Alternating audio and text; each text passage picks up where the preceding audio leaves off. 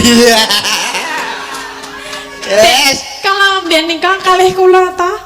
Kemutan mboten. Oh iya kowe tak ajari ya, Kak. Nggih, kula tesih kemutan lho oleh ngajari jenengan nika. Nuwun nggih, Mas.